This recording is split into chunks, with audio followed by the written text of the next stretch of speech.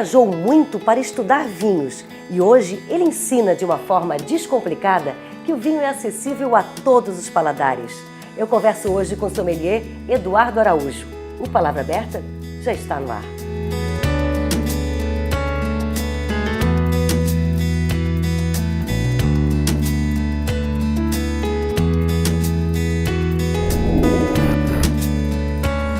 Eduardo, para ser um bom bebedor de vinho é preciso muito conhecimento? Eu acho que é preciso abrir bastante vinho. É bom a pessoa ter... A gente fala muito no mundo do vinho sobre a litragem, aquela coisa de você experimentar. A gente tem uma variedade enorme de vinhos. O Brasil é um país que, apesar de beber pouco vinho per capita, né, a gente tem um consumo pequeno, mas a gente tem uma oferta de rótulos que é uma das maiores do mundo. Então você tem chance de aprender degustando diferentes uvas, diferentes regiões. A gente consegue trabalhar, a pessoa que gosta de uma mesma... eu sempre tomo um Malbec, por exemplo. Eu consigo, um profissional do ramo consegue identificar esse gosto e trazer alternativas para essa pessoa. Pô, por que você não toma um vinho do sul da Itália, tem um perfil parecido, um vinho de clima mais quente, enfim, a gente consegue trazer coisas que a pessoa não precisa se prender sempre naquela mesma uva e região. Mas isso acontece muito, né, de gostar de uma uva e ficar sempre tomando aquele vinho. É impressionante, eu gosto muito tendo muitos clientes assim, frequentes, e as pessoas vêm aqui e às vezes tomam o mesmo vinho e falam, pô, por que tu não leva uma coisa diferente? É fácil fazer isso com presente, a gente vê pessoas comprando presente aqui e fala, a pessoa gosta de tal uva. Então não vamos dar essa uva, né? Imagina, ele deve ter vários rótulos. Bem pensado, vamos tentar uma alternativa.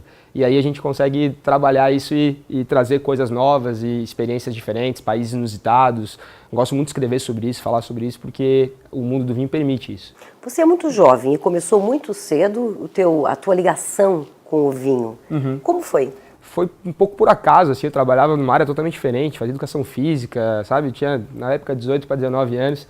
Voltei uma experiência fora, de work experience, e entrei numa empresa multinacional de bebida que comprou uma divisão de vinhos. E então, naquele momento, eu comecei a ter que aprender a vender aqueles vinhos, né? Mas já bebia vinho? Não bebia. Aliás, alguns meses antes eu fiz um mochilão para a Europa, passei pelas regiões vinícolas e nem olhava para o lado, queria mais conhecer festa, aquela coisa de mochilão mesmo. E quando eu voltei, eu percebi que tinha muita cultura envolvida, muita coisa de história, geografia, conhecer pessoas, viajar. E foi tudo que eu sempre gostei, gostei de ler, gostei de pesquisar, gosto dessas coisas.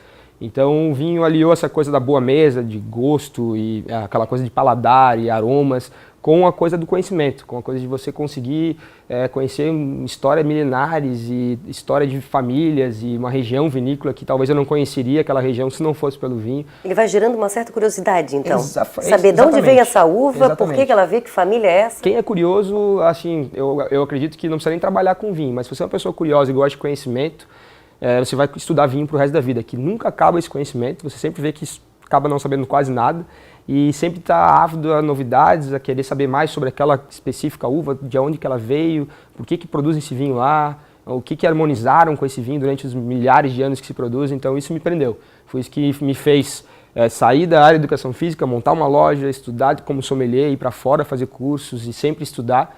E o mais legal também é multiplicar o conhecimento, né? Não ficar só para mim. O vinho é uma coisa que é sociável, você traz uma mesa em volta com 20 amigos e você tem história, você tem informação, gera curiosidade dessas pessoas.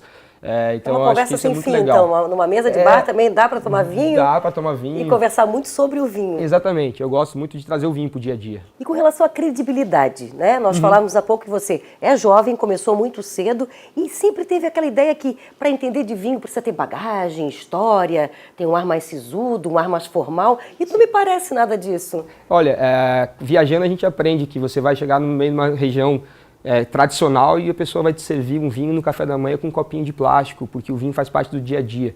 O brasileiro, como uma coisa nova e também cara, ficou uma coisa um pouco até excludente, eu acho. E o vinho tem um certo ar snob no Brasil. É por isso que eu trabalho muito com a coisa de descomplicar o vinho. No começo eu faço muitas palestras, aulas, degustações dirigidas.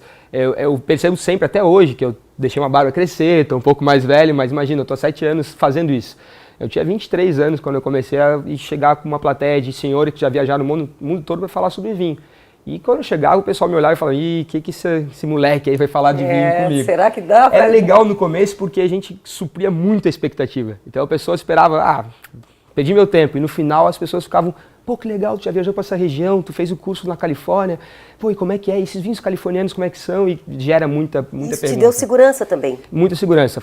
Eu comecei a aprender a ter uma didática para falar sobre o assunto, me adaptar às pessoas que estão escutando, né? São pessoas diferentes. Eu falar para um treinamento num restaurante na Barra da Lagoa e para uma turma de médicos que vem aqui na loja fazer uma degustação. São públicos totalmente diferentes, que eu tenho que passar a mesma informação, mas com linguagens que seja apropriada para essas duas turmas. Então é interessante esses dois lados da moeda, mas sempre tentando descomplicar o vinho. E quando fala em descomplicar, essa forma de desmistificar também as taças, né, embora elas sejam certas, existe também esse preconceito com relação a eu não vou tomar vinho porque é complicado, porque é difícil, ou com relação também, eu não entendo de rolha, por que esse vinho não tem rolha, por que tem rolha, e como é que se aprende? É muito fácil ler ou precisa fazer um curso? É legal que você fez assim, 3 perguntas que são as que mais fazem nos cursos que eu faço aqui. Então a gente tem a Escola do Vinho, que eu chamo, é um curso básico de degustação, que responde muito essas perguntas para as pessoas que são leigas.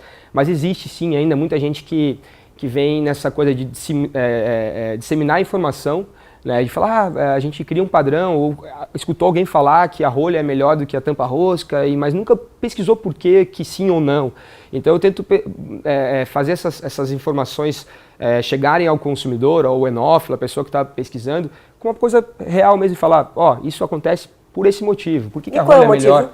Por exemplo, a rolha, especificamente, né? A rolha de cortiça, da rolha, aquela de rosquinha que a gente tem visto, né? A gente fala o screw cap, o termo técnico, são vedações diferentes que levam mais ou menos oxigênio ao vinho. Então, a maioria dos vinhos que a gente tem no mercado hoje são para tomar hoje. Não precisa a gente guardar ele como fazia antes, 20, 30 anos. Aquela história do vinho mais velho, quanto mais velho melhor, que é um mito também. Existem coisas assim, mas são mitos. A maioria dos vinhos para se tomar agora, estão prontos. Então, a rolha é um custo muito alto para você colocar num vinho. Um vinho muito jovem, vai ser consumido imediatamente. Exatamente, ele não precisa ficar contato com aquela rolha durante muito tempo, que vai ajudar na evolução. Enquanto a tampa-rosca, ela ajuda muito a vedação do vinho. Então, eles usam isso para redução de custos, para você vedar um vinho, para ele manter na sua tipicidade normal, e você consegue tomar o vinho ali no dia a dia. E é muito prático. Esse é um dos mitos, né? É um dos mitos. Mas nós vamos falar sobre esses mitos e muito mais depois do intervalo. Até já.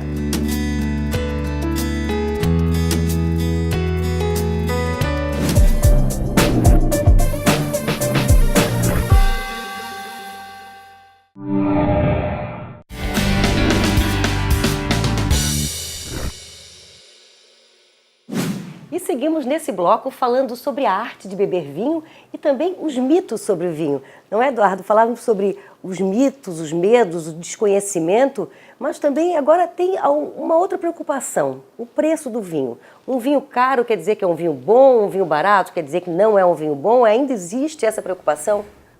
Existe a preocupação, mas cada vez mais a gente tem se surpreendido com bons rótulos, com preços muito bons, e com coisas algumas vezes absurdas, assim, de rótulos que geram também esse preço através da demanda, oferta, as velhas leis de mercado, né? Eles criam ícones, criam rótulos famosos, e existe até um termo no mundo do vinho, que é o bebedor de rótulo. Se não for um rótulo famoso, a pessoa não bebe. É uma categoria de bebedor de vinho, então. Isso, pessoas que, às vezes, numa degustação às cegas, ou seja, sem saber o que estão bebendo, pegam uma taça de um vinho, acham um vinho fantástico, maravilhoso, classificam bem num ranking de uma degustação, mas no final das contas acabam levando um vinho mais caro, que não gostaram tanto porque o mais caro é um vinho mais famoso que aquele. Foi um dos temas de uma coluna que eu escrevi de vinhos. Eu acho que as pessoas, eu pergunto, você confia no seu próprio paladar, no seu próprio gosto? Isso é muito importante para beber um vinho.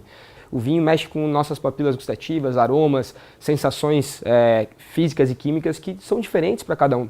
Então, o que pode ser muito bom para mim pode ser um vinho que você não gosta. Não por isso ele é um vinho bom ou ruim, mas que o paladar não vai agradar mesmo uma pessoa. Com o mesmo conhecimento de vinho, eu posso sentir esse vinho diferente de ti. Com certeza, com certeza. A gente tem amargor, tem acidez, álcool, doçura, tudo isso. E as mulheres têm alguma preferência especial? Olha, as mulheres têm surpreendido bastante na evolução. Quando a gente abriu a loja aqui, geralmente elas gostavam de espumantes mais docinhos, hoje já estão bebendo vinhos. Os espumantes doces deram lugares aos brutes, aos secos. E é incrível como elas conseguem perceber aromas e gostos. Elas são as melhores degustadoras, principalmente no nível básico, assim. Quando a gente começa numa turma de mulheres e homens, assim, parelha, as mulheres dão banho. são pessoas que conseguem perceber muito mais as sensações do vinho. Então isso é muito legal. Elas têm mais sensibilidade, mais sensibilidade. então? Acho que é mais experiência da vida, né, de perceber aromas de perfumes, de comidas e tudo mais, serem mais delicadas, mais atentas às sensações. E aqui em Santa Catarina, a produção de vinho, como está? Está em alta, assim, não só em número de novas marcas, mas também em qualidade. A gente tem uma região europeia de estilo, a gente tem um clima até um pouco mais frio, um clima de altitude, então a gente trabalha com vinhos que estão sendo descobertos ainda, mas eu percebo claramente uma evolução de produção e de qualidade visível, assim, a gente percebe mesmo que... dentro do mesmo rótulo catarinense, Exatamente. o vinho é diferente do que ele era produzido num ano para dúvida. outro, isso sim, Sem mas dúvida. uma evolução positiva. Positiva. Porque tem uma frasinha que a gente repete sempre, que fazer vinho é muito fácil. Os 250 primeiros anos é que são difíceis. Os europeus costumam falar isso. E a gente está falando de um vinho catarinense que começou ali no começo de 2000. Então é uma história muito, muito recente. E o vinho tem que ter tempo, a gente tem que aprender como é que a uva vai se adaptar àquela região, são climas e solos diferentes. Então o enólogo tem que ter essa sensibilidade e trabalhar o vinho de uma maneira sempre em evolução. E essa exigência, né, do brasileiro passou a tomar vinho, que é de 30 anos para cá, praticamente. Praticamente, os bons vinhos. Praticamente sim, a gente tem um e grande o vinho é uma boom na bebida que década de existe 90. o quê? Há milhares de anos. A gente tem aí descobertas de quase 8 mil anos atrás, com vinho já com o ser humano. Então, é uma bebida que por muitos anos, milhares de anos, foi degustada mais por uma coisa espiritual, não era por causa do seu paladar, do seu gosto, porque não era nada parecido com o que é hoje. E hoje sim, o vinho é tomado por gosto, porque a pessoa gosta do vinho, porque a pessoa quer sentir sensações gustativas, aromáticas diferentes. Então é uma ocasião diferente, mas o vinho sempre esteve caminhando lado a lado com o ser humano. E falando em curso, né, quando tu dá vários cursos, né, na tua casa aqui, mas o que acontece com relação à profissão de sommelier? Ela também, que campos profissionais ela tem? Olha, o sommelier é uma coisa que é uma palavra tão antiga, mas que no Brasil ela entrou em alta nos últimos anos. Ela acabou de ser regulamentada, então a profissão não existia até pouco tempo atrás, 2 anos atrás, e os campos são mais variados, desde consultoria para importadoras, até atendendo uma loja. A palavra sommelier, às vezes a gente foca muito no vinho, mas todo curso de sommelier fala sobre cervejas especiais, destilados, charutos, tudo que nos traz sensações gustativas e pode acompanhar uma boa mesa. Então, o sommelier sempre foi focado nisso, o serviço de um anfitrião, de uma turma de amigos, mas hoje o campo é muito alto, muito grande. A gente pode trabalhar, eu trabalho na área de cursos, loja de vinho, e também na área de escrita, né? Eu escrevo colunas para regionais e revistas, então acho que as pessoas podem se reinventar, a profissão pode se reinventar e cada vez mais a gente tem mais cursos voltados a essa área também. O que é importante? A pessoa hoje beber um vinho de qualidade, é saber apreciar um vinho do que a quantidade. Exatamente, esse é o diferencial. Exatamente. Isso acontece muito. Beber melhor, a gente fala, né? Tanto que hoje a gente também tem as cervejas especiais que vêm nessa proposta, né? Muito complexas e deliciosas. Então a gente está trabalhando com esse novo conceito de beber melhor. E é bom para a saúde, é bom para o social, é bom para tudo. E essa preocupação que as pessoas têm e sabem que o vinho branco tem que ser harmonizado com um alimento, um crustáceo, um peixe, né? E a carne escura com vinho tinto, isso realmente existe? É importante? É fácil acertar, sim. A gente perde várias oportunidades de ser inusitado. Pô, a gente mora numa ilha fantástica gastronomicamente, com várias coisas aqui do lado, frutos do mar e tudo mais. Então, o nosso potencial de degustar vinho branco é totalmente subestimado aqui. Sim, os vinhos brancos vão muito bem com os nossos frutos do mar, com ostras, é delicioso, com camarões. Dá pra gente brincar bastante com coisas diferentes e inusitadas, inclusive com carnes, como por exemplo carne de porco, a gente pode vir com vinhos brancos intensos. Dá para fazer várias coisas nesse meio do caminho. Eu percebo que existe também no Brasil uma relação de amor e ódio com relação ao vinho rosé. Sim. E como é que funciona isso? É uma coisa até histórica, porque o vinho rosé teve um histórico ruim no Brasil de serem vinhos que eram produzidos de uma maneira que ele não fica na sua plenitude. Hoje não, a gente tem visto um vinho rosé cada vez melhor. O Brasil começou a produzir muito vinho rosé, Santa Catarina tem referências em vinho rosé. Os espumantes nacionais de vinho rosé são muito bem feitos e estão muito bons.